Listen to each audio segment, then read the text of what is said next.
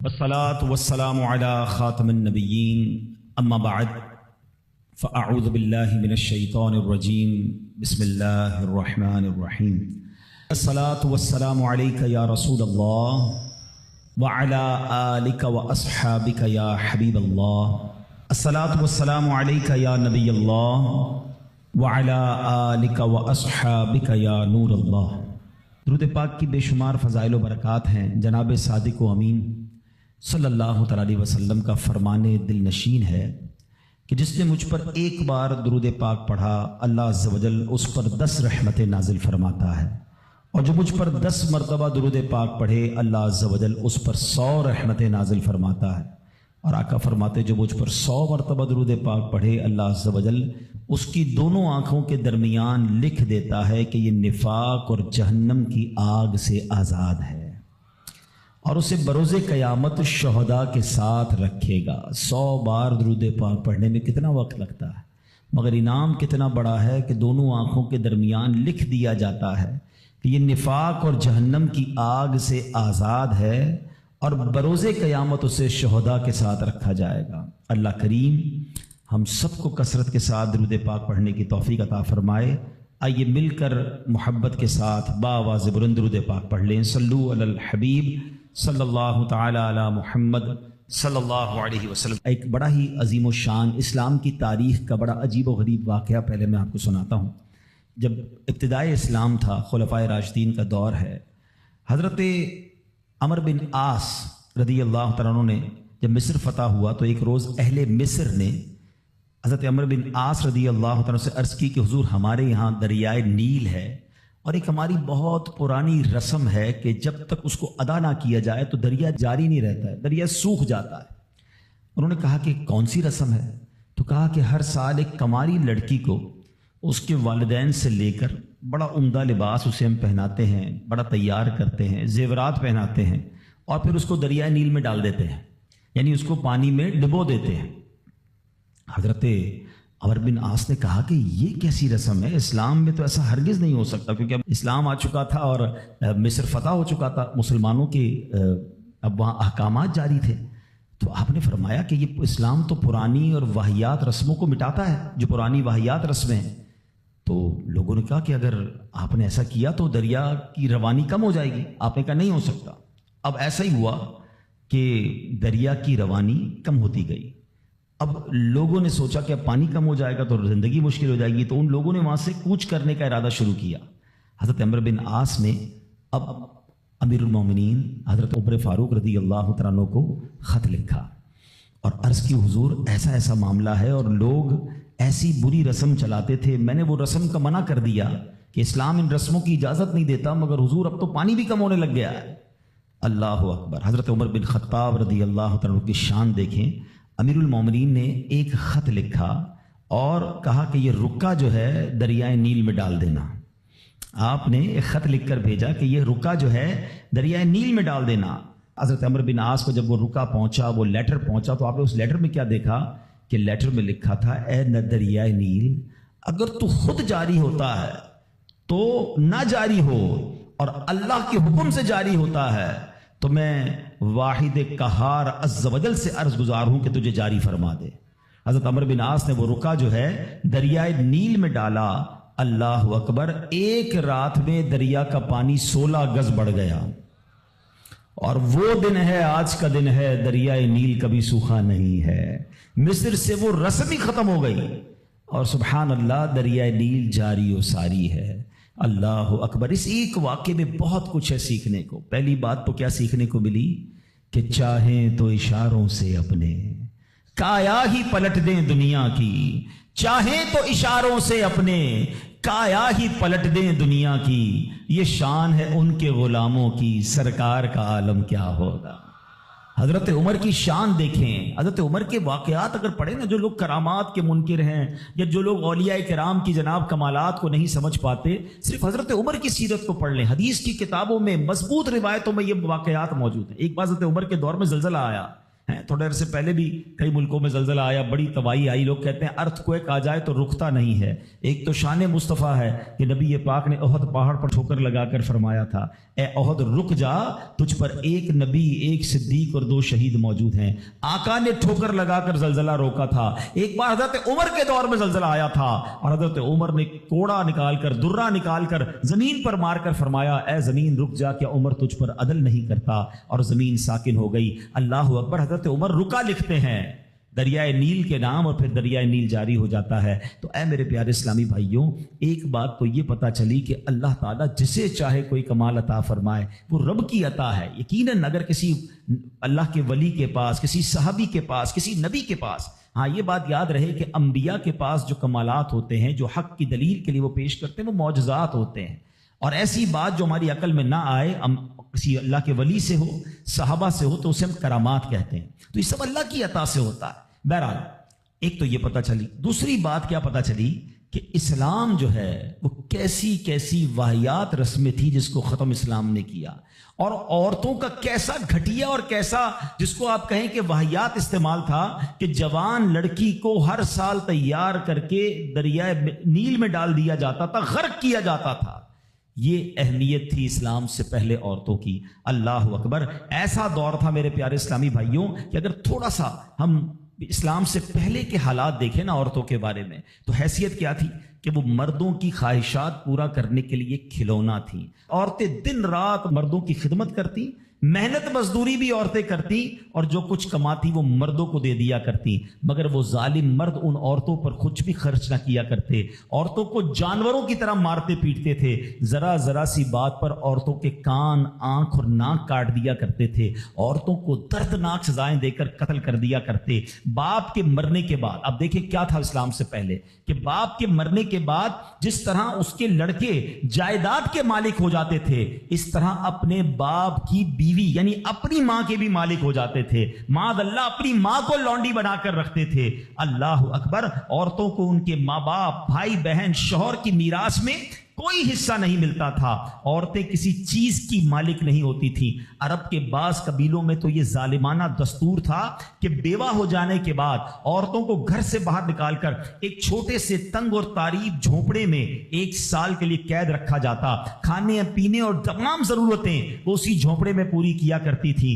بہت سی عورتیں گھٹ گھٹ کر مر جاتی. جو زندہ رہ جاتی تو 1 سال بعد ان کے دامن میں اونٹ کی مینگنیاں ڈالی جاتی اور ان کو فورس کیا جاتا کہ کسی جانور کے بدن سے اپنے بدن کو رگڑیں. پھر اسی گندی حالت میں پورے شہر پر ان کا چکر لگایا جاتا تھا اور گویا یہ اعلان ہوتا تھا کہ اس عورت کی اب عدت ختم ہو گئی ہے. اللہ اکبر. ایسی ایسی رسمیں تھیں، ایسے رواج تھے. عورتیں بلبلاتی، روتی، تڑپتی، مگر ان عورتوں کے زخموں پر کوئی مرہم رکھنے والا نہیں تھا، کوئی فریاد سننے والا نہیں تھا. اللہ اکبر. 12 ربیع الاول کی صبح صادق کے وقت کائنات میں ایک ایسا نور جلوہ گر ہوا، ایک ایسی شخصیت آئی جہاں جس نے جہالت کے اندھیروں کو ختم کیا، وہاں ساری دنیا کی عورتوں کے لیے ایک ایسے دکھ کا مداوع بن کر آئے. نبی پاک علیہ الصلوۃ والسلام ایسے احکامات لے کر آئے، اتنی پیاری شریعت اور مذہب لے کر آئے جس میں اللہ کے دین نے عورتوں کو ایسا مقام عطا کیا کہ سبحان اللہ، عورتوں کی قسمت کا ستارہ چمک اٹھا. اسلام کی بدولت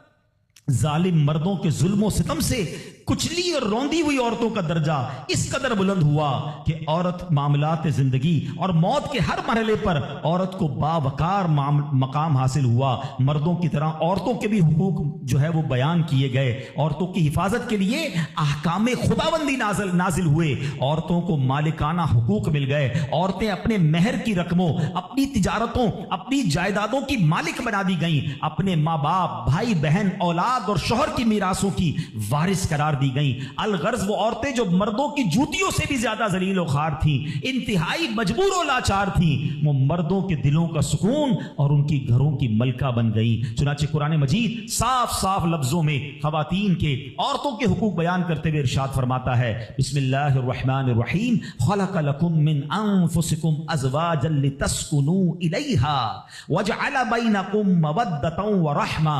قرآن کہتا ہے تمہارے لیے تمہاری جنس سے جوڑے بنائے आए कि उनसे आराम पाओ और तुम्हारे आपस में मोहब्बत और रहमत रखी। अब कोई मर्द ना औरतों को मार पीट सकता है, ना उनको घरों से निकाल सकता है, और ना कोई उनके मालो असबाब या जायदादों को छीन सकता है, बल्कि हर मर्द पर मजहबी तौर पर औरतों के हुकूक अदा करने लाजिम हैं। अल्लाह अकबर। गोया इस्लाम ने जुल्म का दरवाजा बंद कर दिया, कभी मां के रूप में, कभी बेटी के रूप में, कभी बहन के रूप में, तो कभी जौजा के रूप में। अल्लाह अकबर। औरत को एक ऐसा मर्तबा अता फरमा दिया कि औरत किसी भी रूप में हो, जब भी उसके जनाब हुकूक तलफ किए जाएंगे, ना इंसाफी की जाएगी, इस्लाम वहां पर अपना किरदार अदा करता है। इस्लामी कवानीन सामने आते हैं, औरतों के हुकूक बयान किए जाते हैं। आओ सबसे पहले बात करते हैं बेटी की।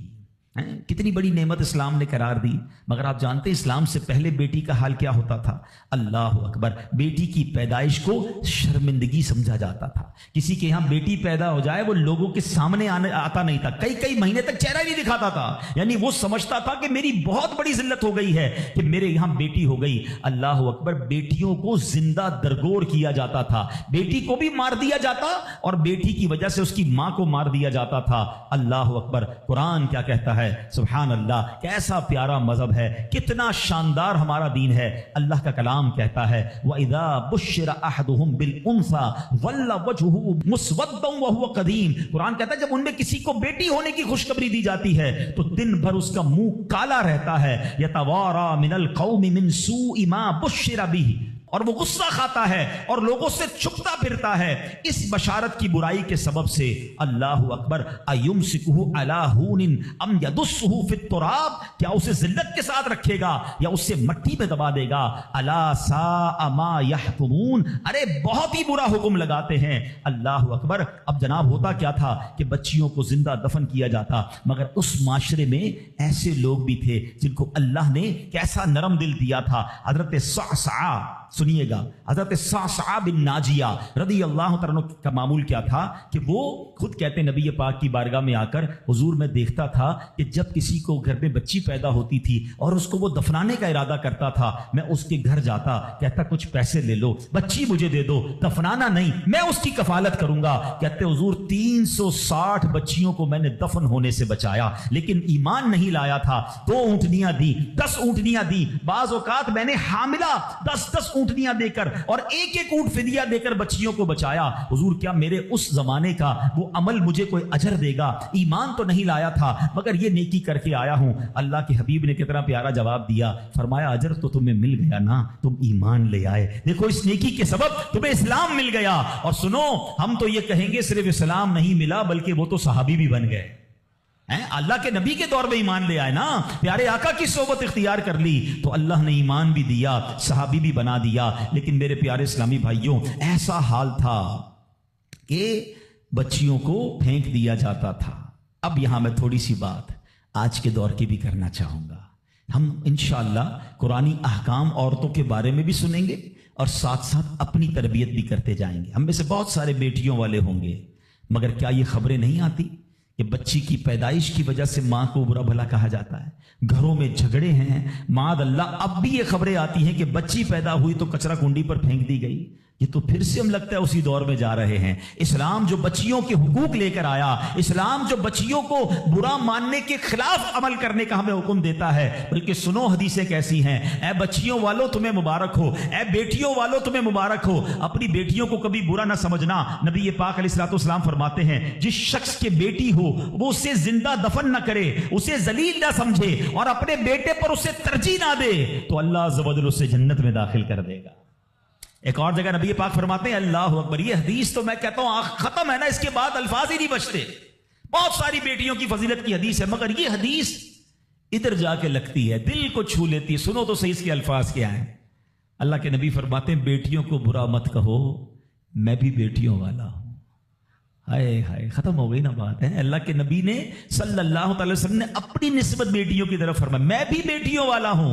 बेशक बेटियां तो बहुत मोहब्बत करने वालियां, गम गुसार और बहुत ज्यादा मेहरबान होती हैं। एक और हदीस सुनो, नबी पाक फरमाते हैं, जो शख्स 3 बेटियों या बहनों की इस तरह परवरिश करे कि उनको अदब सिखाए। अब इस्लाम यहां पर न सिर्फ बेटियों का दर्स दे रहा है, ऐ बहनों वालों तुम्हें भी मुबारक हो, बहनों को हकीर न समझना, ये उन लोगों के लिए भी दर्स है। इस्लाम اسلام جب نہیں آیا تھا نا تو بہنوں کے حقوق نہیں تھے, ان کو کوئی ورثے میں حق نہیں دیتا تھا, بہنوں کی شادیاں نہیں کرواتے تھے. مگر آج بھی کچھ قبائل سنا ہے ایسے ہیں, آج بھی بدبخت کچھ لوگ ایسے ہیں جو بہنوں کے حق دبا لیتے ہیں. ارے بہنیں تو غم گسار ہوتی ہیں, بہنیں تو بھائیوں کا مان ہوتی ہیں, ارے بہنیں ہوتی ہیں تو گھر میں رونق ہوتی ہے. ارے بہنوں کو عزت دیا کرو, بہنوں کو پیار دیا کرو. اور آج جو بہنوں کا حق دباتے ہیں, آج جو بہنوں کو ذلیل کرتے ہیں, نہ کرنا. ہمارا اسلام بہنوں سے محبت کا درس دیتا ہے. سنو بیٹیوں والو اور بہنوں والو, اللہ کے حبیب کیا فرماتے ہیں صلی اللہ تعالی علیہ وسلم, میرے نبی کا فرمان ہے کہ جس کی 3 بیٹیاں یا بہنوں کی اس طرح پرورش کرے,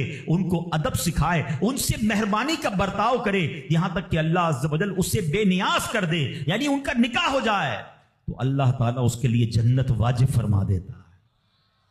یہ ارشاد سن کر ایک صحابی کھڑے ہو گئے. صحابہ کے سوال بھی بڑے کمال کے ہوتے ہیں. یقین کرو ہمارے بہت سارے کام سیدھے جو ہے نا, ہمارے لیے بہت ساری آسانیاں صحابہ کے سوالات نے کر دی. اب ہو سکتا ہے یہاں میرا کوئی بھائی ایسا بیٹھا ہو جس کی 3 بیٹیاں نہ ہوں, وہ کہتا ہے میری تو 2 ہیں. صحابی نے سوال کیا, حضور اگر 2 لڑکیوں کی پرورش کرے تو ارشاد فرمایا اس کے لیے بھی یہی اجر و ثواب ہے.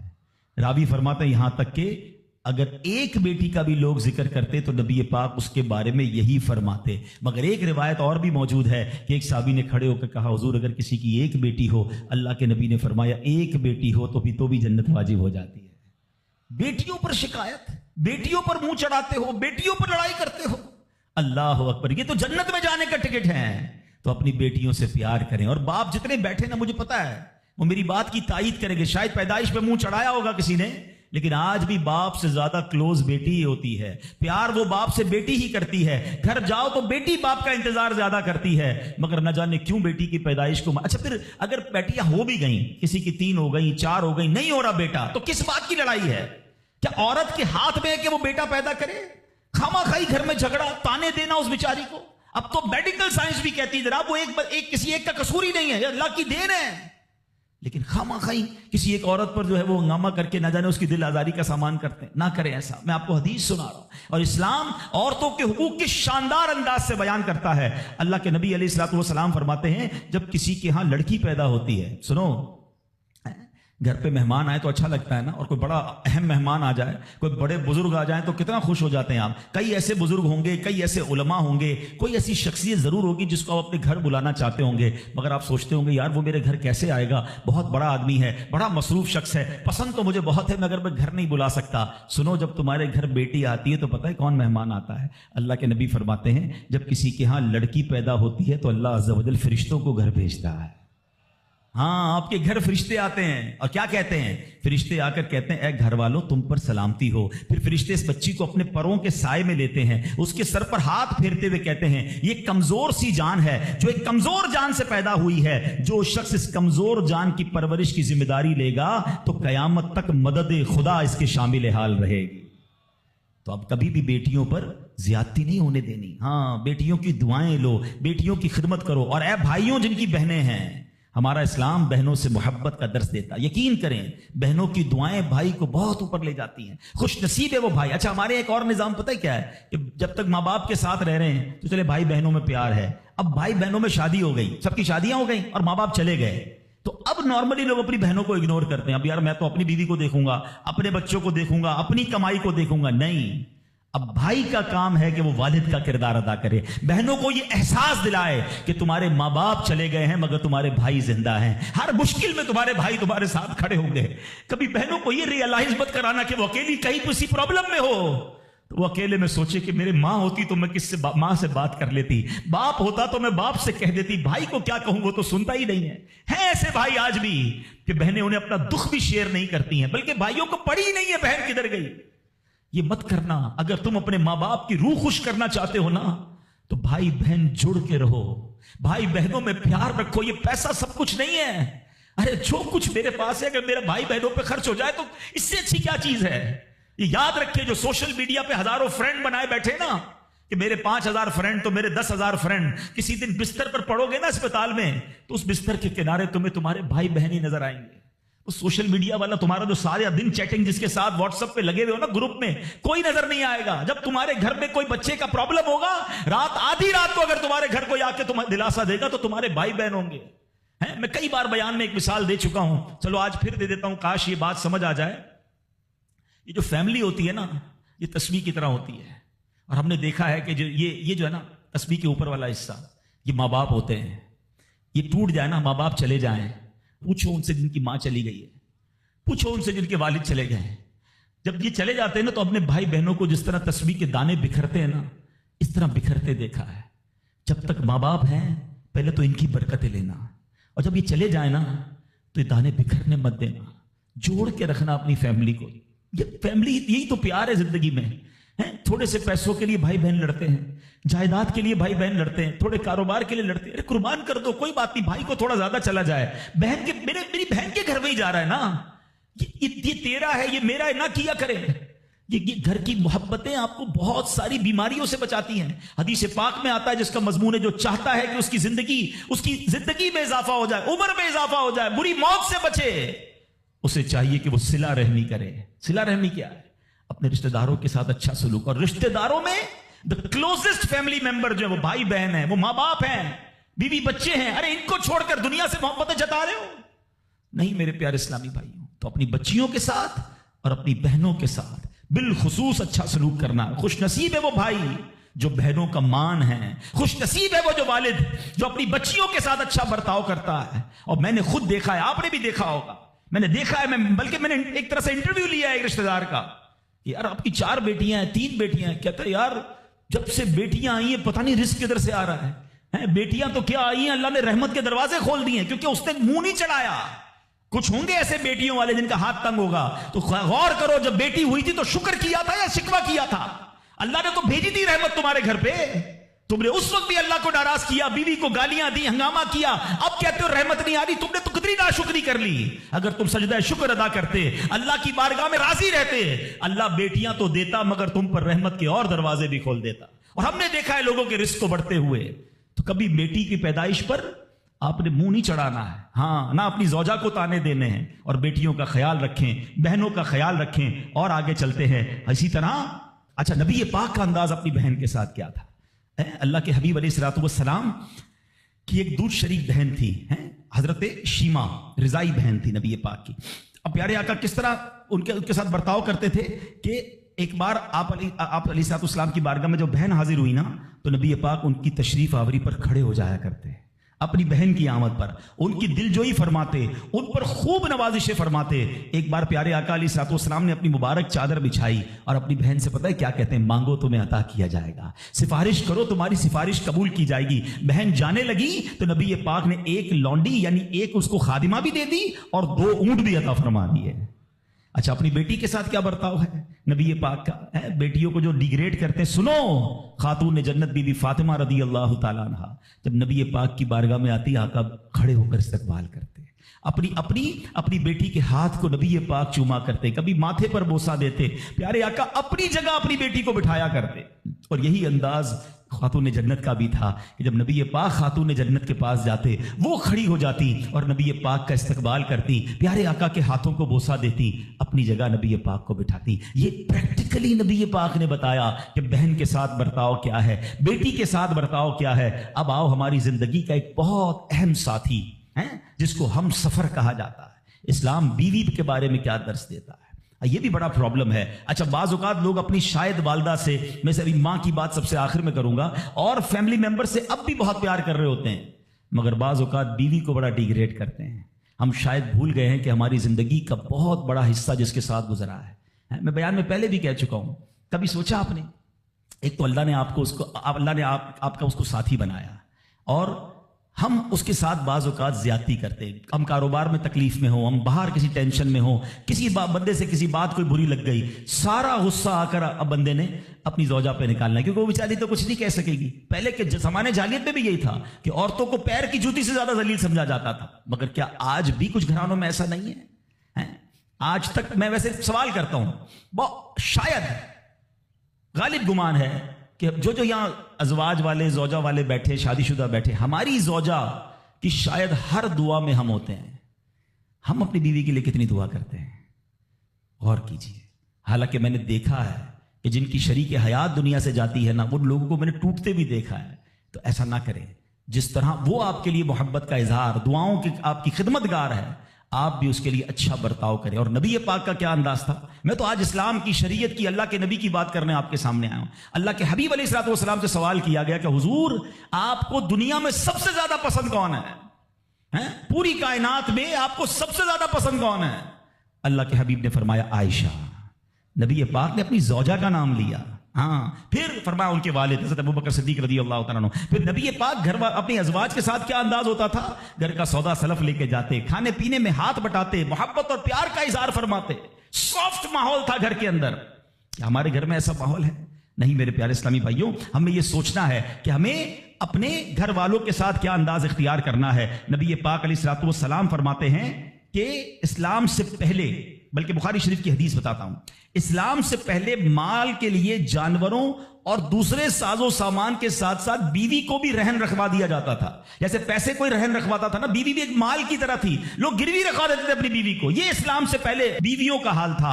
اللہ اکبر. اسلام نے نکاح کے ذریعے عورت کو مرد کے آدھے ایمان کا محافظ قرار دے دیا. قرآن کہتا ہے وعاشروہن بالمعروف, ان سے اچھا برتاؤ کرو. اسلام نے بیویوں کے ساتھ اچھا برتاؤ کرنے والے کو سب سے بہترین قرار دیا. اللہ اکبر. خواتین تو میں کہتا ہوں, میں یہاں انشاءاللہ اس بات کو بھی, اگر واقعی عقل مند خواتین اس بیان کو سنیں گی تو وہ جو مسکنسپشن پیدا کیا جاتا ہے کہ جناب اسلام میں عورتوں کو آزادی نہیں ہے, جناب اسلام میں عورتوں کے لیے گھٹن ہے. اللہ اکبر. ذرا پہلے اسلام سے پہلے کے حالات پڑھو اور اس کے بعد اسلام کے آنے کے بعد عورتوں کو کیا شاندار مقام میرا دین دیتا ہے. اللہ کے نبی نے دا بیسٹ لوگوں کی جب مثال بیان کی, بہترین لوگوں کی مثال بیان کی, تو نبی پاک فرماتے ہیں, ترمذی کی حدیث ہے, سب سے بہتر وہ ہے جو اپنے اہل کے لیے بہتر ہو, یعنی اپنی فیملی کے لیے بہتر ہو. اور آقا فرماتے سنو میں تم سب سے زیادہ اپنے اہل کے لیے بہتر ہوں. نبی پاک سب سے زیادہ اپنی فیملی کے لیے بہتر. نبی پاک علیہ الصلوۃ والسلام سے ایک شخص نے پوچھا حضور شوہر پر بیوی کا کیا حق ہے؟ تو آپ نے فرمایا جب وہ کھائے, یعنی شوہر کھائے تو بیوی کو کھلائے, جب لباس پہنے اسے بھی پہنائے, اس کے چہرے پر نہ مارے, اسے بدصورت نہ کہے, اور اگر سمجھانے کے لیے اس سے علیحدگی کرنی پڑے تو گھر میں ہی علیحدگی کرے. اللہ اکبر. ایک بار حضرت عمر فاروق رضی اللہ عنہ کی بارگاہ میں, سنیے گا بڑا دلچسپ واقعہ. سیدنا عمر فاروق کا کتنا بڑا نام ہے, آپ کے جلال کی, آپ کی عدالت کی مثالیں دی جاتی ہیں. بڑے بڑے لوگ آپ کے سامنے تھر تھر کانپتے تھے. حضرت عمر کا حال یہ تھا, آپ کا گھر میں انداز کیا تھا کہ ایک شخص آیا کہ میں حضرت عمر کے پاس جاؤں اور بتاؤں میری بیوی جو ہے مجھ سے اس طرح بات کرتی ہے, اور میرا وہ انداز نہیں ہوتا جو شوہر کے سامنے ہونا چاہیے. ہوتا ہے گھروں میں, ہو جاتا ہے. تو حضرت عمر کے دروازے پر پہنچا نا, تو اندر سے اسے سیدنا عمر فاروق رضی اللہ تعالیٰ عنہ کی زوجہ ام کلثوم رضی اللہ تعالیٰ عنہ کی ناراضگی کی عالم میں گفتگو کرتے ہوئے سنا. وہ حضرت عمر سے بات کر رہی تھی. تو وہ شوہر سوچنے لگا کہ میں تو اپنی بیوی کی شکایت لے کر آیا تھا, حضرت کے تو گھر کا بھی معاملہ ہی ایسا ہی ہے. تو وہ کہتے میں واپس ہونے لگا. حضرت عمر نے بلا لیا, کیوں آئے تھے؟ تو کہا کہ میں تو حضرت اپنی بیوی کی شکایت کرنے آیا تھا, مگر میں آپ کے دروازے پر آیا, آپ کے گھر کا ماحول دیکھا تو میں سمجھ گیا ہم دونوں ایک ہی معاملے میں ہی ہیں, آپ کا بھی ویسا ہی حال ہے. اب حضرت عمر نے جو ان کی تربیت فرمائی نا, آپ نے فرمایا میری بیوی کے مجھ پر چند رائٹس ہیں, چند حقوق ہیں, مجھے اس سے چند فائدے حاصل ہوتے ہیں جس کی بنا پر میں اس سے درگزر کرتا ہوں. پہلا یہ کہ یہ میرے لیے جہنم کی آڑ ہے, میرا دل اس کی وجہ سے حرام کاموں سے بچا رہتا ہے. نمبر 2, جب میں گھر سے نکل جاتا ہوں یہ میری خزانچی بن جاتی ہے, یعنی میرے مال کی نگہبان بن جاتی ہے, میری دھوبن بن جاتی ہے, میرے کپڑے دھوتی ہے, میرے بچے کی پرورش کرتی ہے, میرے لیے روٹیاں اور کھانے پکاتی ہے. تو وہ شخص کہتا ہے یہ سارے فائدے تو مجھے بھی اپنی بیوی سے حاصل ہیں, تو میں تو کبھی درگزر سے کام نہیں لیتا. وہ مجھے کہتی, میں اسے لڑنا شروع کر دیتا ہوں. کہتا آج آپ کی بات سے نصیحت مل گئی, اب میں اپنی بیوی کی چھوٹی ماٹی باتوں کو میں بھی درگزر کر دوں. کتنی پیاری بات بتائی. ہم وہ ساری باتیں بھول جاتے ہیں, ایک غلطی پر پکڑ لیتے ہیں, ایک غلطی پر ڈانٹتے ہیں. ہر غلطی پر جناب ایسا نہیں ہوتا, ہر غلطی کی سزا سزائے موت بھی ہوتی ہے. ہم غلطیاں نہیں کرتے. اگر جس طرح ہم اپنی بیوی کو اور غلطی پر ڈانٹتے وہ ڈانٹنا شروع کر دے پھر کیا حال ہوگا؟ تو ایسا نہ کرے. وہ بھی دل رکھتی ہے. ہم نے کسی انسان سے شادی کی ہے, کمپیوٹر سے نہیں کی, ٹھیک ہے نا. تو کمپیوٹر بھی آج کل وائرس آ جاتا ہے, تو وہ تو انسان ہے, غلطی ہو گئی, کوئی بات نہیں. تو سبحان اللہ, اتنا پیارا مذہب ہے. اور اب آؤ, اسلام نے عورت کو جو ایک اور روپ دیا ہے, ایک اور مقام دیا ہے, اور وہ مقام ماں کا مقام دیا ہے. اور ماں کے قدموں تلے جنت فرمایا. ماں کا کیا مقام دیا کہ ماں کو محبت کی نگاہ سے دیکھ لو تو حج مقبول کا ثواب ہے. اچھا, اسلام کی تعلیمات کی جو بنیاد ہے, جو ماخذ ہے, جو مرجع ہے, جس کے ذریعے سمجھے علم و فضل کی نہریں جاری ہوتی ہیں, وہ کون سی کتاب ہے؟ وہ قرآن مجید ہے. قرآن مجید کی سب سے بڑی سورت کون سی ہے؟ سورہ بقرہ. اب ذرا سمجھیے گا ماں کا مقام کیسا. قرآن پاک کی سب سے بڑی سورت سورہ بقرہ، اور سورہ بقرہ، بقرہ کس کو کہتے ہیں؟ گائے کو۔ یہ کون سی گائے تھی؟ یہ دنیا کی سب سے قیمتی گائے تھی۔ اگر اس تفسیر کو پڑھیں نا تو اللہ اکبر، پتہ یہ چلے گا کہ قرآن پاک کی سب سے بڑی سورت، اس کا جو سینٹرل آئیڈیا ہے، جو مین ٹاپک ہے، وہ بھی ماں کا ادب ہی ہے۔ وہ ایک نوجوان ہی تو تھا نا جس نے ماں کی خدمت کی، اور اللہ نے اس خدمت کا صلہ یہ دیا کہ ایک ایسی گائے ان کو مل گئی کہ جو سونے کے وزن کے مطابق بیچی گئی۔ تفصیلی واقعہ ہے، میں واقعہ پورا بیان نہیں کرتا، اشارہ دے رہا ہوں کہ سورہ بقرہ کا بھی اگر پیغام پڑھے، مفسرین نے لکھا کہ سورہ بقرہ کا پیغام یہ ہے کہ اپنی ماں کا ادب کرے، اپنے والدین کا ادب کرے، اور جب والدین کا ادب کرتا ہے اللہ ایسے نوازتا ہے، غیب کے خزانوں سے نوازتا ہے۔ اور ماں کی دعائیں، اللہ اکبر، حضرت بایزید بسطامی کتنے بڑے اللہ کے ولی ہیں، آپ کے بارے میں آتا ہے کہ ایک بار سردی کی راتیں تھی، ماں کے لیے ماں نے پانی مانگا۔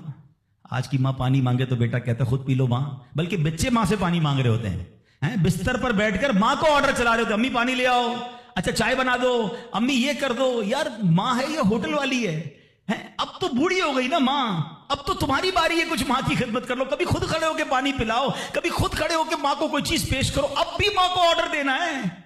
مگر کمال ہے ماں کہ بیٹا جوان ہو گیا، ماں بوڑھی ہو گئی، خدمت سے پھر بھی اس کا جی نہیں چراتی، پھر بھی اس کی خدمت کرتی ہے۔ ناشتے میں یہ کھانا ہے بیٹا، دوپہر کو کیا کھاؤ گے؟ اللہ اکبر۔ بایزید بسطامی سے ماں نے پانی مانگا، آپ کہتے ہیں ٹھنڈی رات تھی، پانی لے کر ماں کے پاس گئے، ماں کی آنکھ لگ گئی۔ ہم جیسا کوئی ہوتا تو بستر کے کنارے گلاس رکھتا، خود بھی سو جاتا، سرد رات تھی، ساری رات پانی کا گلاس لے کے کھڑے رہے، پتہ نہیں کب ماں کی آنکھ کھل جائے، کب پانی کی ضرورت ہو۔ جب ماں کی آنکھ کھلی نا تو پانی تھوڑا سا نا آپ کی انگلیوں پر لگ گیا تھا، تو وہ برف بن گیا تھا، اتنی ٹھنڈی رات تھی کہ پانی برف بن گیا تھا۔ تو اب ماں نے جب پانی مانگا نا تو جب گلاس کو ڈیٹیچ کیا، گلاس کو الگ کیا نا تو خون نکلنے لگا چمڑی سے۔ تو ماں نے کہا کہ بیٹا یہ کیا ہوا؟ ماں نے خون بہتا دیکھا تو ساری بات بتائی کہ ماں اب میں پانی لے کر آیا، آپ آرام کر رہی تھی، میں کھڑا رہا، اب آپ نے پانی مانگا تو برف بن گیا تھا۔ تو ماں نے کیا کہا؟ اے اللہ میں اس سے راضی ہوں، تو بھی اس سے راضی ہو جا۔ ماں کے دل سے دعا لگی نا، وہ بایزید بسطامی بن گئے، وہ اللہ کے ولیوں میں بہت بڑا مقام انہوں نے حاصل کر لیا۔ دیکھیں اچھا، آپ ہو سکتا ہے کسی کو شیطان سوال تو دماغ میں ڈال ہی دیتا ہے نا کہ یار ٹھیک ہے میری ماں بھی تو دعائیں دیتی ہے۔ دیکھیں ایک ماں تو ماں ہی ہوتی ہے، ماں کو تنگ کرو پھر بھی عموماً اس کی زبان سے دعا ہی نکلتی ہے۔ ایک دعا وہ ہے کہ آپ ماں سے کہیں اور وہ ماں دعا دے، ایک دعا وہ ہے کہ آپ کہیں نا ماں کو، خدمت ایسی کریں کہ ماں کے دل سے دعا نکلے۔ ہاں آپ کو بغیر بتائے آپ کا والد آپ کو دعا دے، آپ کی ماں آپ کو دعا دے، وہ دعا جو ہے نا، ہاں کتابوں میں لکھا کہ والدین کی دعا اولاد کے حق میں قبول ہوتی ہے۔ ہاں اگر دل سے دعا نکلے نا تو ماں باپ دعا دے دے اور وہ بھی دل سے دعا دے دے، پھر تو کیسا مرتبہ ہے۔ اور سبحان اللہ، ماں باپ کے بارے میں کتابوں میں یہاں تک لکھا کہ بیٹا باپ کے ساتھ ایسے رہے جیسے غلام آقا کے ساتھ رہتا ہے۔ تو اور باپ سے زیادہ خدمت کا حق کس کو کہا گیا؟ وہ ماں کو کہا گیا۔ تو آپ سوچیں کہ ماں کے کتنے حقوق بیان کیے اسلام نے۔ تو مبارک ہو ان خواتین کو، ماشاءاللہ ہمارا اسلام کس کس موقع پر عورت کے کیسے حقوق بیان کرتا ہے۔ اور سبحان اللہ، ایک بار نبی پاک علیہ الصلوۃ والسلام سے سوال ہوا، سوال کرنے والے نے بھی کتنا پیارا سوال کیا، اور یہ حدیث بخاری کی حدیث ہے۔ اللہ کے نبی علیہ الصلوۃ والسلام سے عرض کیا، حضور میرے حسن اخلاق کا سب سے زیادہ حقدار کون ہے، کون ڈیزرونگ ہے، سب سے زیادہ مجھے کس کے ساتھ حسن اخلاق کرنا ہے؟ حدیث کا خلاصہ نبی پاک نے فرمایا تیری ماں۔ پھر پوچھا حضور اس کے بعد سیکنڈ؟ فرمایا تیری ماں۔ کہ حضور اس کے بعد؟ فرمایا تیری ماں۔ 3 بار۔ پھر کہ حضور اس کے بعد؟ فرمایا تیرا والد۔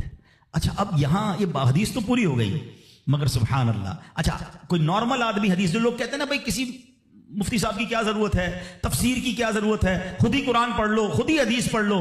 آج کے دور میں کوئی نارمل آدمی حدیث پڑھے تو خدا نہ خواستہ اس کا رزلٹ کیا لے گا؟ چلو بھائی اب والد کو پوچھنا ہی نہیں ہے، 3 بار ماں کا فرمایا نبی پاک نے، ماں کی خدمت کرو، ابا کو ڈالو سائڈ پہ۔ نہیں، اب اس کی انٹرپریٹیشن پڑھنا ضروری ہوگی، اب اس کی تفسیر اور اس کی شرح پڑھنا ضروری ہوگی۔ اللہ اکبر، علماء کی شان دیکھیں۔ پہلے تو علماء نے یہ ڈیبیٹ کیا کہ نبی پاک نے 3 بار ماں کیوں کہا، 1 بار والد کیوں کہا؟ کیونکہ اللہ کے نبی کی زبان سے جب بھی جو نکلا وہ حق نکلا، وہ ایسی فضول کوئی بات نہیں ہوتی، ہر بات جو ہے وہ بڑی لاجیکلی، بڑی ڈیٹیلڈ، اور اللہ اکبر وہ اللہ کی طرف سے عطا ہوتی ہے۔ سیدی اعلیٰ حضرت فرماتے ہیں نا، وہ دہن جس کی ہر بات وحی خدا، چشمہ علم و حکمت پہ لاکھوں سلام، وہ زبان جس کو سب کن کی کنجی کہیں، اس کی نافذ حکومت پہ لاکھوں سلام۔ علماء کہتے ہیں 3 بار جو ماں کہا ہے نا، ایسے ہی نہیں کہا۔ ماں کے بچے پر 3 احسان ہیں۔ نمبر 1، ماں بچے کو پہلے 9 ماہ اپنے پیٹ میں پالتی ہے، اس کی جسم میں کتنی تبدیلیاں ہوتی ہیں، کتنی تکلیفیں وہ اٹھاتی ہے۔ نمبر 2، جب پیدائش ہوتی ہے، رائٹ دا ٹائم آف پیدائش، وہ بالکل موت کے قریب سے ہو کر آتی ہے، شدید درد اور ایسی کیفیت ہو جاتی ہے کہ کئی لوگ دنیا سے چلے بھی جاتے ہیں۔ اور تیسری ماں مہربانی کیا کرتی ہے کہ اپنے بچے کو پھر پالتی ہے۔ فرمایا ماں 3 احسان کرتی ہے بچے پر، اس لیے 3 بار ماں کہا۔ اور ان تینوں احسانوں میں والد ایک احسان کرتا ہے، وہ بچے کو پالتا ہے، اس لیے 1 بار والد کہا۔ سبحان اللہ، ایک لفظ حکمت بھرا ہے۔ اب علماء کہتے ہیں اس حدیث کا مطلب یہ ہوگا کہ عزت والد کی زیادہ کرے گا اور خدمت ماں کی زیادہ کرے گا، یعنی والد کا بھی احترام ہے۔ اللہ اکبر، یہ ہماری شریعت ہے۔ تو سبحان اللہ، آج میرے جو بیان کا موضوع ہے کہ اسلام عورت کا کیسا مقام بیان کرتا ہے، ہر روپ میں عورت کے حقوق کو جو ہے وہ سیف کرتا ہے، اس کے حقوق کو بیان کرتا ہے اور اس پر ظلم و ستم سے بچاتا ہے۔ تو سبحان اللہ، ہم یہاں جتنے بھی بیٹھے ہیں، کسی کے گھر میں بیٹی ہوگی، کسی کے گھر میں بہن ہوگی، کسی کے گھر میں زوجہ ہوگی، کسی کے گھر میں ماں ہوگی، ان تمام روپ میں ہمیں خواتین کے ساتھ اچھا برتاؤ کرنا ہے۔ اور اب جو مجھے مائیں سن رہی ہیں، میں ان سے بھی عرض کروں گا کہ اگر ماں باپ نیک ہوں تو اولاد پر اس کا کتنا خوبصورت اثر پڑتا ہے۔ شیخ عبد القادر جیلانی 5 سال کی عمر ہے، مدرسے جاتے ہیں، قاری صاحب نے کہا پڑھو بسم اللہ، آپ نے بسم اللہ الرحمن الرحیم پڑھ کر زبانی 18 پارے سنا دیے۔ قاری صاحب حیران ہیں، پہلی بار بچہ مدرسے آیا ہے، 18 پارے کیسے یاد کر لیے؟ کہا اور بھی تو پڑھو نا۔ کہا اتنے یاد ہیں۔ کہا کہاں سے یاد کیے؟ کہ میری ماں 18 پاروں کی حافظہ تھی، میں ماں کے پیٹ میں تھا، وہ تلاوت کرتی تھی، میں پیٹ میں قرآن یاد کر لیتا تھا۔ اچھا، یقیناً غوث پاک کی کرامت ہے، یہ آج کے دور میں پاسبل ایسے ہم جیسے لوگوں کے لیے پاسبل نہیں نظر آتا، لیکن ایک بات تو ہے نا کہ وہ تلاوت کرتی تھی، دودھ پلاتے وقت تلاوت کرتی تھی۔ سیدہ فاطمہ رضی اللہ تعالیٰ عنہا کے بارے میں بھی آتا ہے کہ خاتون جنت حسنین کریمین کو جب دودھ پلاتی یا جھولا دیتی تھی، انہیں قرآن سناتی تھی۔ آج ہم کیا کرتے ہیں، چھوٹے بچے کو بھی موبائل پکڑا دو، ہر کھلونے میں میوزک، اسٹارٹ سے ہی اس کو میوزک کا عادی ہم بنا رہے ہیں۔ تو میری مائیں، میرے بھائی، اگر آپ اپنے بچوں کو نیک دیکھنا چاہتے ہیں تو غوث پاک کی سیرت سے سیکھو کہ ماں باپ نیک تھے، اللہ نے اولاد کو کیسا بنا دیا۔ تو اگر میں اور آپ چاہتے ہیں، آج بیان تو ہو رہا ہے نا کہ ماں کے ایصال ثواب کرنا ہے، ماں کی خدمت کرنی ہے، لیکن بچے کو دین کے قریب لاؤ گے تو آپ کی خدمت کرے گا نا۔ آج کل تو دنیا کے اتنا حوالے کر دیا ماں باپ نے کہ بعد میں خود اپنے بچوں سے ڈر لگ رہا ہوتا ہے، ارے باپ رے باپ، میرا بچہ بڑا آفیسر ہے، میرا بچہ بڑا ڈگری ہولڈر ہے، وہ فلاں ادارے میں کام کرتا ہے، اس کو برا لگ جائے گا۔ ارے تف ایسی اولاد پر جس سے ماں باپ بات کریں تو انہیں ڈر لگے کہ بیٹے کو برا لگ جائے گا۔ اپنے بیٹے کو دیندار بناؤ، انشاءاللہ اگر آپ کا بیٹا صحیح معنوں میں دیندار بن گیا، عالم بنا، مفتی بنا، یا بے شک اچھی کتابیں پڑھ کر، قرآن و حدیث پڑھ کر اچھا مبلغ بن گیا، اس بیٹے کو ڈر لگے گا کہیں ماں باپ کو برا نہ لگ جائے۔ یہ فرق ہوتا ہے۔ بچہ دین سیکھے تو اب بچہ ماں باپ کا ادب کرتا ہے۔ تو بہرحال اگر ہم چاہتے ہیں کہ ہماری اولاد ہماری زندگی میں بھی ہماری فرما بردار رہے اور ہمارے مرنے کے بعد بھی ہمارے لیے صدقہ جاریہ بنے، تو ہمیں خود بھی نیک بننا ہوگا اور اپنے بچوں کو نیک ماحول سے وابستہ کرنا ہوگا۔ سبحان اللہ، غوث پاک رضی اللہ تعالیٰ کی سیرت کو دیکھیں۔ ماں کو کہتے ہیں ماں بغداد جانا ہے۔ کیوں جانا ہے؟ گھومنے پھرنے نہیں، علم دین سیکھنے۔ کیسی ماں تھی؟ آپ کہتی بیٹا جاؤ، اب محشر کے دن ملاقات ہوگی۔ یہاں تو 3 دن کے قافلے میں لوگ نہیں بھیجتے اپنے بچوں کو، آپ پکنک کے لیے بھیج دیں گے دوستوں کے ساتھ۔ ہم نے دیکھا کچھ لوگوں کے بچوں دین کی طرف آنے لگے، ان کو روکا، اب بعد میں وہی بچہ جب نشے اور برے کاموں میں پڑ گیا تو باپ سر پکڑ کے بیٹھا کہ یار میں نے دین سے تو دور رکھا، اب ایسی صحبت مل گئی کہ بچہ ہی ہاتھ سے چلا گیا۔ اپنے بچوں کو اب تو دعوت اسلامی کے مدنی ماحول میں یہ اجازت بھی مل گئی ہے کہ والد اپنے بچے کو خود مدنی قافلے میں بھی لے کر آ سکتا ہے. پہلے ہم نے ایک ایج لمٹ رکھی تھی، مگر والد یا بڑے بھائی کے لیے اجازت ہے کہ اپنے چھوٹے بیٹے کو یا چھوٹے بھائی کو بھی وہ مدنی قافلے میں لائے. تو اپنے بچوں کو مدنی قافلے میں خود لے کر آئیں. آپ آئیں گے تو وہ بھی آ جائیں گے. 3 دن 12 دن 30 دن یہ تربیت ہوگی ان کی، اور وہ جتنی نیکی کی طرف جائیں گے اتنا انشاءاللہ آپ کی فرما برداری کی طرف آئیں گے، آپ کے لیے صدقہ جاریہ بنیں گے. تو سبحان اللہ، غوث پاک کی والدہ نے روکا نہیں بلکہ کہا جاؤ بیٹا محشر میں ملاقات ہوگی. مگر نصیحت کیا کی؟ ہر حال میں سچ بولنا. اور سبحان اللہ کیسا سچ بولا تھا. ڈاکو نے حملہ کیا تھا نا، سارا مال بھی واپس کر گئے اور ڈاکو توبہ بھی کر گئے. کیوں؟ کہ آپ نے ڈاکوؤں کے سامنے بھی سچ بولا. سچی زبان سے جو بات نکلتی ہے نا وہ اثر رکھتی ہے. تو یہ ماں کی تربیت تھی نا. تو اللہ پاک ہم سب کو اپنے ماں باپ کا ادب بھی نصیب فرمائے، اور جو ماں باپ مجھے سن رہے ہیں اللہ کرے کہ ہم اپنے بچوں کی اچھی تربیت کرنے میں بھی کامیاب ہو جائیں. آپ بچوں کی اچھی تربیت کریں، وہ زندگی میں بھی آپ کے لیے دعائیں کریں گے. ہاں آپ کو پتہ ہے بچہ جس کا نمازی ہو، کیا پیارا دین ہے ہمارا. یقین کریں ماں باپ خالی بچے کو نیک بنا دیں، پھر دیکھو بچہ آپ کے لیے کیسا کام کرے گا. آپ دیکھیں ہر نماز میں بلکہ ہر قاعدہ آخیرہ میں وہ آپ کے لیے دعا کرتا ہے. اور کیسے دعا کرتا ہے؟ قبلہ رو با وضو بیٹھ کر. کیا کہتا ہے؟ ربنا اغفر لی ولوالدی وللمؤمنین یوم یقوم الحساب. فجر پڑھ رہا ہے 2 بار آپ کے لیے دعا کی، اور کس حالت میں کی؟ با وضو قبلہ رو بیٹھ کر. ظہر پڑھ رہا ہے سنتوں میں دعا کی، فرض میں دعا کی، پھر سنتوں میں دعا. اب کیلکولیٹ تو کرو، اگر بس کچھ نہ کروں اپنے بچے کو زندگی میں 5 وقت کا پابند نمازی بنا دوں، میرے مرنے کے بعد بھی وہ نماز پڑھتا رہے. ارے نہ ہے میری قبر پر روز نماز پڑھے گا، اتحیات میں بیٹھے گا، دعا کرے گا اللہ میرے ماں باپ کی بخشش فرما دے. کتنا خوبصورت مذہب ہے ہمارا، کتنا پیارا دین ہے. تو اے میرے پیارے اسلامی بھائیوں، آج یہ پیغام لے جاؤ، اولاد ایسی بنا کے جانا ہے کہ میرے زندگی میں بھی مجھے میرا بیٹا دعائیں دے، میری اولاد مجھے دعائیں دے، میری خدمت بھی کرے، اور مرنے کے بعد بھی میرے لیے صدقہ جاریہ کا باعث ہو. مگر وہ جب ہو سکے گا جب ہم خود نیک بنیں گے، اپنے بچوں کو نیک بنائیں گے. اور سبحان اللہ یہاں پر دعوت اسلامی کا ماحول ہمارے سامنے ہے جو خواتین کے لیے بھی رہنمائی کے لیے خوبصورت پروگرام رکھتا ہے. ہماری بہنوں کے لیے مدرسے موجود ہیں، جامعۃ المدینہ موجود ہیں، اسلامی بہنوں کے اجتماعات موجود ہیں، ہمارے اسلامی بھائیوں کے ہفتہ وار ویکلی اجتماعات وہ موجود ہیں. قرآن سے محبت کیجئے، قرآن سیکھیے تو صحیح کہ کیسے پڑھنا ہے، تو خود بھی اور اپنے بچوں کو بھی قرآن پڑھائیے. تو اب جو بڑے ہو گئے ہیں، دعوت اسلامی دیکھیں کتنا پیارا پلان رکھتی ہے کہ جو بچے ہیں وہ مدرسۃ المدینہ جو بچوں کے اس میں داخلہ لے لیں، اور جو بڑے ہیں جو مدرسوں میں دن میں نہیں جا سکتے، جاب کرتے ہیں، کاروبار کرتے ہیں، تو آپ کی آسانی کے لیے تقریباً کراچی کی مسجدوں میں، بلکہ اگر مجھے دنیا میں کہیں بھی سن رہے ہیں تو الحمدللہ دعوت اسلامی والوں سے رابطہ کریں.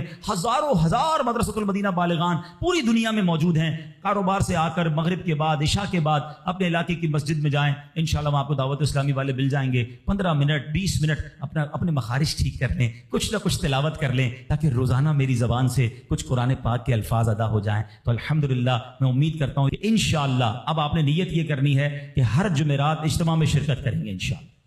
ٹھیک ہے نا؟ ہر ہفتے مدنی مذاکرے میں بھی کرم فرمائیں، اور اس کے ساتھ ساتھ مدرسۃ المدینہ بالغان اس کو تھام لیں. انشاءاللہ آپ دیکھیں گے کہ جب میں روز قرآن پاک پڑھوں گا، روز سیکھوں گا، میری زبان پر قرآن جاری ہوگا تو میرے دل میں بھی قرآن کا نور آ جائے گا. اللہ کریم سے دعا کرتا ہوں اللہ کریم جن کے والدین حیات ہیں ان کو درازی عمر بالخیر عطا فرمائے، جن کے ماں باپ چلے گئے ان کی بے حساب مغفرت فرمائے. میں ان بچوں سے گزارش کروں گا جن کے ماں باپ ان کے پاس ہیں، ان کے پاس وقت بتایا کرو، ان کی خدمت کیا کرو، ان کی پسند کی چیزیں کبھی کبھی ان کے لیے لے جایا کرو. ماں باپ بولتے نہیں ہیں، ہاں ماں باپ نہیں بتاتے کہ ہمیں کیا کھانے میں پسند ہے یا کون سی چیز پسند ہے، ان سے پوچھا کرو. آج تک تو ہم نے ہی اپنی پسند بتائی ہے نا، امی مجھے یہ پسند ہے کھانا بنا دو تو یہ والا شربت بنا دو. اپنی ماں سے پوچھو، اپنے والد سے پوچھو، اور کسی معلوم ہو جائے نا کبھی. اچھا ایک اور مزے کی بات، ماں باپ کبھی بھی مہنگی چیز نہیں بتائیں گے. کوئی پان وان کھانا ہوگا، کوئی شربت پینا ہوگا، کسی قسم کی کوئی آئس کریم کھانی ہوگی، کبھی کبھی ان کے لیے وہ کھانا لے جایا کرو. یقین کریں جن کے چلے گئے نا اب ان کو اپنے ماں باپ کی وہ ساری باتیں یاد آتی ہیں، اور اب بات بھی کرنی ہوتی ہے تو قبرستان جانا ہوتا ہے.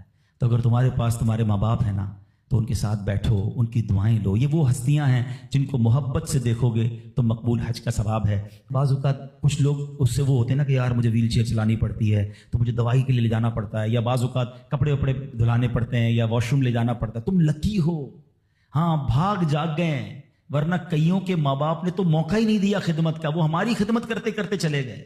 اگر آج کسی بچے کو ماں باپ کی خدمت کا موقع ملا ہے نا اور کبھی ایسا موقع ملے نا کہ آپ کے پیسے ماں باپ پر خرچ ہوں تو سمجھ لو تمہارے بھاگ جاگ گئے. ارے انہوں نے ساری زندگی مجھ پر خرچ کیا اور اب میرے پیسوں کے نصیب جاگے کہ کچھ ماں باپ پر خرچ ہو جائے. لیکن جب ماں باپ پہ خرچ کرنے کی باری ہوتی ہے تو ایسے بھی بدبخت ہیں جو کہتے ہیں یہ میرے ہیں تمہارے تھوڑی ہیں, میں نے کمائے. اللہ اکبر. سوچو جب میں پیدا ہوا تھا, آپ پیدا ہوئے تھے, ہم بے لباس تھے, میرا باپ کہتا تیرے پیسے کہاں ہیں, تو جان تیرا کام جانے دے, میں تو ننگا ہی رہ جاتا نا. اگر مجھے کھانا نہ کھلاتے, میری انگلی پکڑ کر نہ چلاتے, مجھے پڑھاتے نہ, لکھاتے نہ, مجھے سمجھاتے نہ, مجھے کھلاتے نہ, ایک ایک چیز والد اور والدہ نے ہم پر خرچ کی ہے. والدہ خدمت کرتے رہی, باپ پیسے خرچ کرتا رہا, اور جب ہماری باری آئی خدمت اور پیسے خرچ کرنے کی تو اب بوجھ کس بات کا. وہ ریٹرن تو دے ہی نہیں سکتے ہم جو انہوں نے ہم پر کیا. لیکن اگر موقع ملا ہے نا تو خدمت سے جی نہ چرانا.